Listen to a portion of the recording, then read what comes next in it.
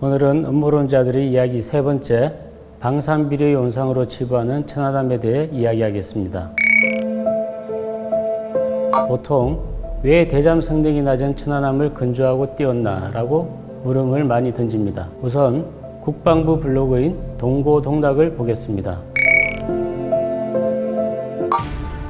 당시 우리나라는 구축함은 말할 것도 없고 그 아래 단계인 호위함이나 초계함도 만들어 본 경험이 전무했다.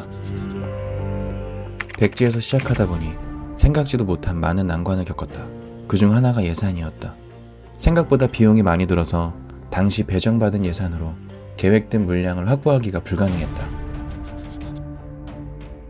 고민에 빠진 해군은 결국 울산급보다 조금 작고 저렴한 전투함을 건조해서 시급한 수적 공백을 메우기로 결정했다.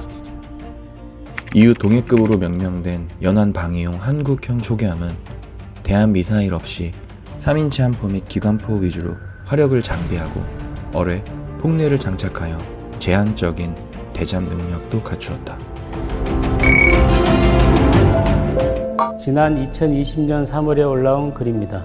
많은 분들이 이야기합니다. 그럼 멍텅구리를 왜 만들고 NLL에 띄웠냐 또는 방산비리냐라고 말입니다. 음모론자들은 일반적인 밀리터리 매니아들이 반박인 멍텅구리 함정이 사실이라고 근거를 두고 그런 배를 NLL에 띄울 리 없다. 밀리터리 매니아들의 반박은 사실이 아니다. 라거나 혹은 천안함 피격 사건을 방산비리다 라고 주장하려는 것 같습니다. 안타깝게도 국방부는 이 역시 무대응으로 일관했습니다. 그러면 지금부터 팩트로 말씀드립니다. 당시 대잠 성능이 갖춰진 함정을 서해 5도에 상시 배치한다? 어려울 수밖에 없는 일입니다. 군함은 출동, 대기, 정비로 이어지는 1년의 과정이 있어야 합니다. 결국 동급함이 3척에서 4척은 있어야 특정 해역에 한 척을 상시 배치할 수 있습니다.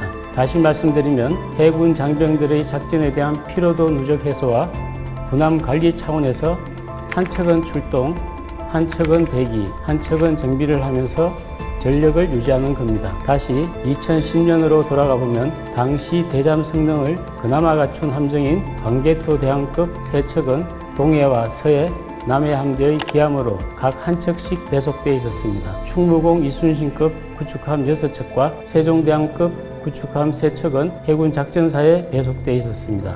특히 충무공 이순신급 구축함의 6척 중 한 척은 해적을 소탕하기 위해 청해부대에 있어야 했고 세종대왕급과 충무공 이순신급은 이어도와 독도, 그 외 이지 등으로 이동해 중국과 일본을 견제하는 작전에 많이 투입됐습니다. 결국 당시 NLL에는 대잠 성능이 열악한 울산급 호위함이나 포항급 초계함이 주로 뜨여 있을 수밖에 없었습니다.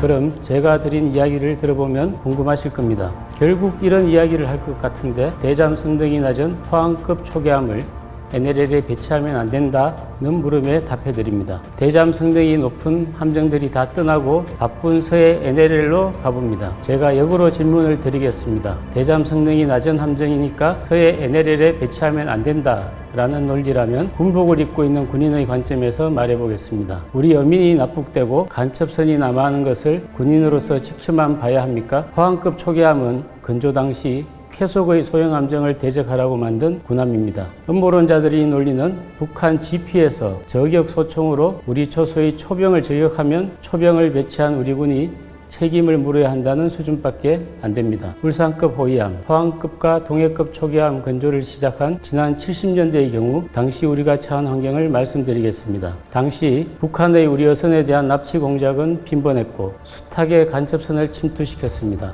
속력이 빠른 고속전과 간첩선은 도저히 우리가 갖춘 함정의 성능과 숫자로는 효과적으로 대처할 수가 없었습니다. 결국 적함을 따라잡아 자동화된 다수의 함포로 적 함정을 제압하거나 침몰시키는 부분에 대해 집중할 수밖에 없었습니다. 더군다나 동해와 서해, 남해 각 해역에는 상시로 3척의 초계함 이상의 중대형 함정을 띄우기 위해 모두 36척의 대규모 함대가 필요했습니다.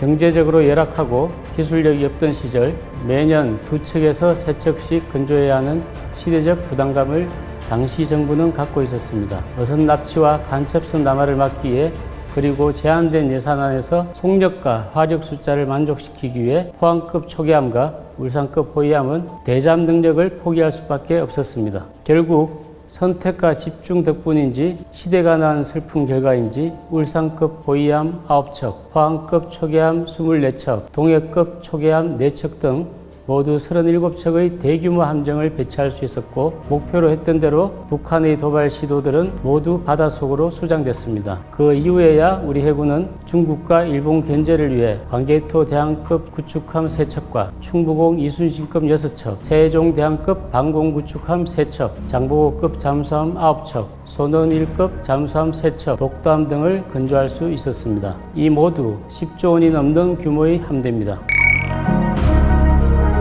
지난 2010년 천안함 피격 사건 이후 이제야 기존의 부족한 성능을 지닌 초계함과 호위함을 대체할 신형 호위함을 건조 중입니다. 정부와 해군의 판단에 따라 기존 함정에 소나를 교체하는 것보다 신형 전투함에 더 좋은 소나를 탑재하는 것이 합당할 수밖에 없었습니다. 앞으로 만들어질 함정들은 국민의 시각에 부합하는 제대로 된 성능을 가진 함정들로 탄생할 수 있길 기대합니다.